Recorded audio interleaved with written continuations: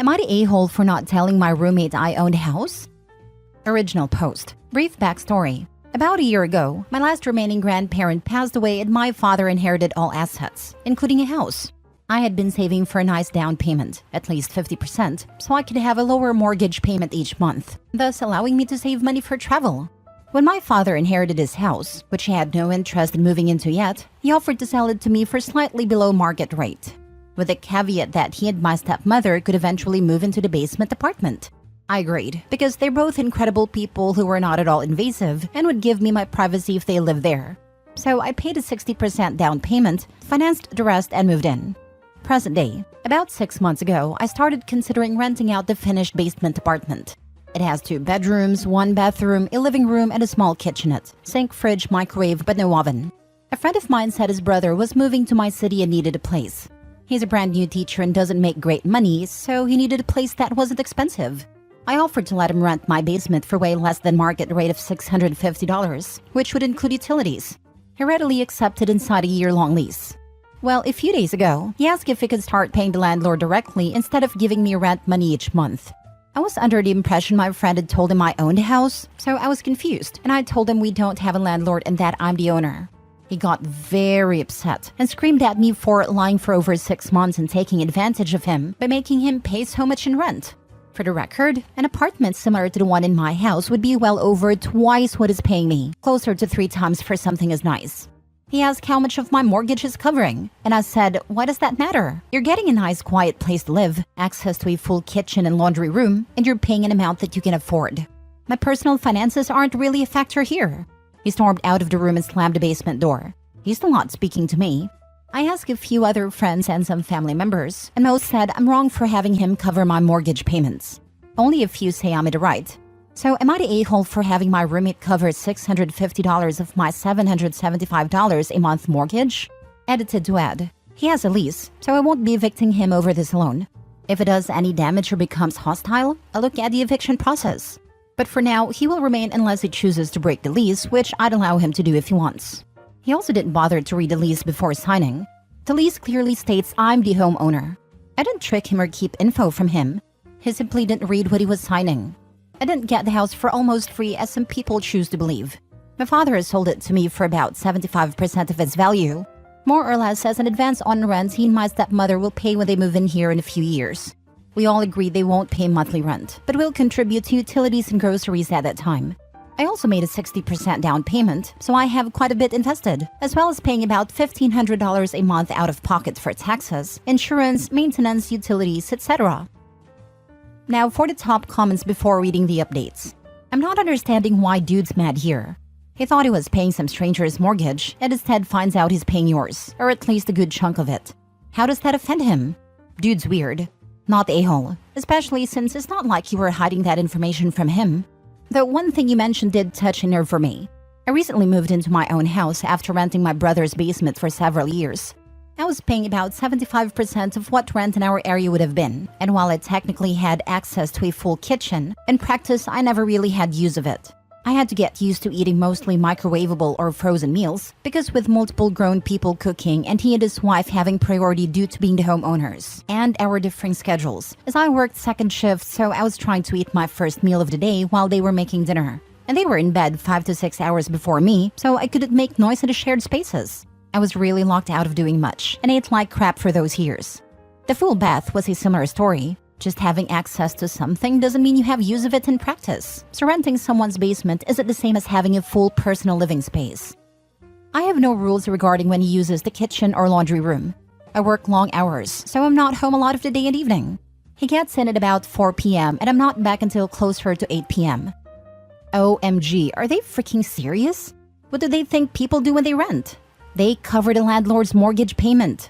You are definitely not the a-hole, and quite honestly, do not renew the lease with this person. How entitled can one person be? I rented an Airbnb for a few months when I was new to the area. More precisely, I rented a bedroom. Yes, I had access to the kitchen, shared bathroom with whoever else were guests, shared laundry room, and pool, but still, bedroom. For more than you're charging for a finished basement apartment. It sounds like your renter is going to get sticker shock when he moves out.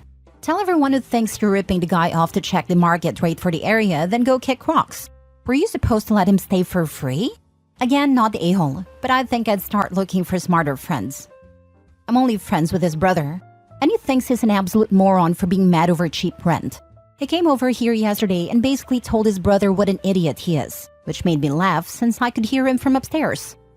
Well, at least you have him on your side. Good grief. I can't imagine going through life so dense. Don't forget, the tenant is a teacher, shaping young minds. I fear for future generations impacted by this buffoon. Not the a-hole. The question is the mortgage. Is fair market rate for what he's getting. I get the shock he's feeling, but is not entitled to free housing just because you're friends. God, I hate defending a landlord. Makes me feel dirty. I did not create an LLC or anything. Although I did have an attorney write the lease, I made sure it included no penalty for breaking it early as long as I'm given 45 days notice. I can definitely make the payments without a roommate, but wanted to be able to save more each month simply because I like to travel. And I'm also taking on the financial responsibility for repairs and such since I do own the house. You're also paying every other household bill for things he's using as well. Plus taxes, insurance, repairs. It can add up quickly. Taxes and insurance are more than the principal for my mortgage each month. Now for the first update. I intended to speak to him over the weekend, but he never returned my texts asking when a good time to discuss things would be. So Sunday afternoon, I sent a text stating I would be entering the basement at 6 p.m. Monday evening. He never replied. When I went into the basement, some of his belongings were there but some weren't. Bed was there but no dresser or side tables. And the second bedroom he was using as an office has nothing but boxes. The kitchenette was disgusting. The carpets were filthy and walls had dents and divots in them. And the paint. I left him a note stating he needs to do some repairs and clean the kitchenette so as not to attract vermin. Then I went back upstairs. Well, he came back in today, early this morning, and was fuming at me for entering the basement without permission. I told him I had given him more than 24 hours notice per the lease via text message before entering his area. His reply was that he didn't get that because he blocked my number. So somehow it's still my fault for not informing him I would be down there. I asked him if he intends to stay out of the lease or if he wants to break it. He said he's leaving and will live in his car until he finds a new place. I told him that's fine and that if he has all his belongings out by the end of the month, I won't make him pay September and half of October's rent, as the lease requires, and I'll refund the days he isn't here. He tried to tell me he doesn't need to pay that rent because he has 45 days to vacate. But that's only the notice period if he intends to leave. The lease still requires rent for those 45 days. So he's mad about that. I told him I'm being kind by letting him out early with zero financial repercussions. He was also told he's required to leave the apartment as clean as it was when he moved in, which was spotless since I had it professionally cleaned prior to his lease beginning, or he would not get his deposit back. He's throwing a tantrum about that too. He seems to be working on clearing the rest of his stuff out now. I told him when he's done, send me notice in writing, text or email, and I'll send him a refund for the days in August he isn't occupying the apartment. I have indoor ring cameras that I turned off when he moved in, but I've turned them back on until he's gone. I won't trust that he won't do more damage. Right now, I've locked myself in my office on the second story since he's really mad and was throwing things around in the basement and main kitchen. His brother and sister-in-law are also coming over the next hour or so because I don't feel entirely safe being alone in the house with him. As soon as he gives me notice that he's completely vacated the apartment, I'll be changing or deleting all the passwords/codes for all the deadbolts, alarm system, internet, etc. so he can't access anything at all.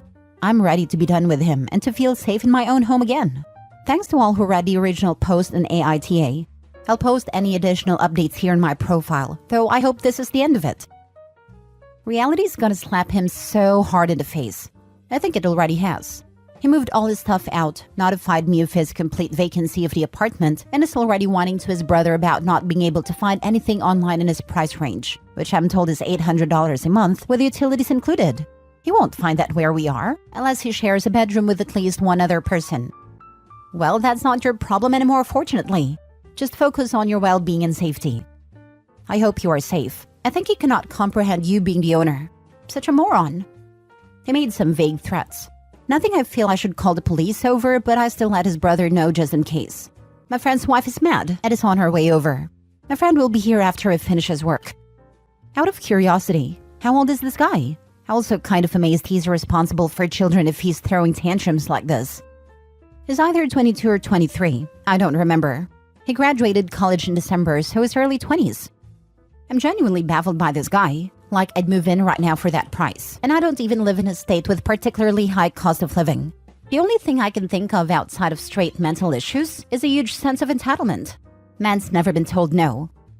As a teacher, my hot take. This guy was at the end of summer break when this started, not charging 45 days of September or October rent. I think he was broke. He probably was in a district where you have to opt into withholding for summer paychecks. He probably hasn't been paid since June. He wanted to mess around a landlord for a month or more by pretending there was some confusion with who and how to pay. He was never paying, and he was always running off instead of dealing with it. The odd part is the OP sounds like a decent gal, and probably would have made a deal with him. Some people do not know when they have it good. Now for the last update 3 months later. The former tenant begged to come back, but I declined. Actually, I offered him the apartment for over market value. Market value is about $2,500, and I told him he could come back for $3,300 to make him go away. He also declined my offer. No idea where he ended up, but after some of the names he called me after, I wouldn't let him back in. I don't care.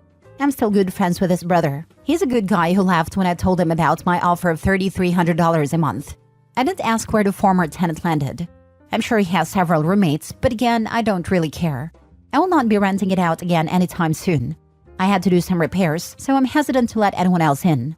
I may let my cousin's daughter move in next year, but I know her. I know she's respectful of people's property. Unless my parents move in before then. But definitely no more renting to strangers. Last story. Am I the a-hole for not letting my stepdaughter and her family move into my house? When I married my wife, she had 2 kids. Jane was 12 and Ian 8. We had 2 of our own afterwards. Jane and Ian's dad, John, is, in my opinion, not a good guy. He rarely paid child support, and he worked under the table a lot to lower the amount he should pay. One Christmas, he stayed with us so he sees the kids open gifts in the morning. He had the audacity to switch a label on a gift I got Ian, so it came from him. I just swallowed a crappy behavior to not start a fight with the kids present. His kids love him though. He can do no wrong in their eyes. When Jane got married, he walked her down the aisle even though I paid for the wedding. I wasn't even acknowledged on the invitation.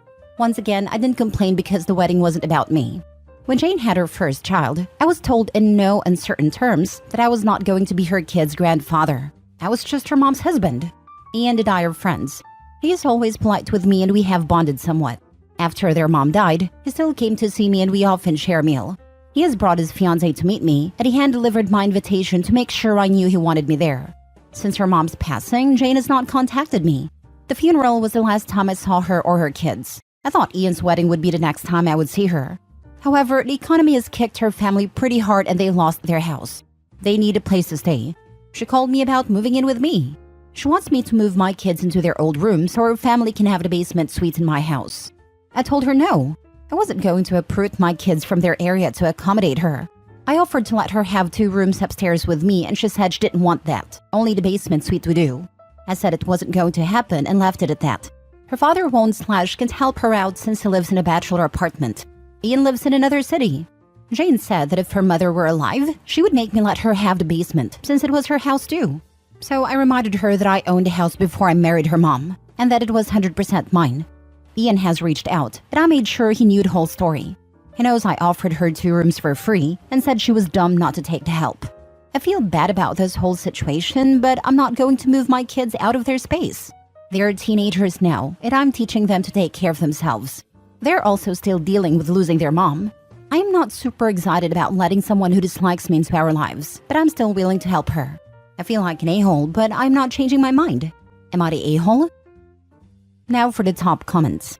Not the a-hole. You were always her mother's husband, not her stepfather. Or even as the father of her half-siblings. It also sounds like she hasn't even been in touch with them. Yet she's now happy to upset all your lives. Exactly.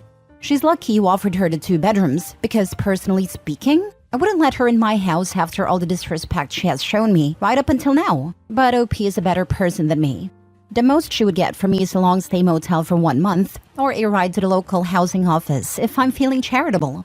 She's a user, and have been taking advantage of OP for years. And if she did move in, I doubt she would ever leave. She's very entitled for someone who is facing homelessness.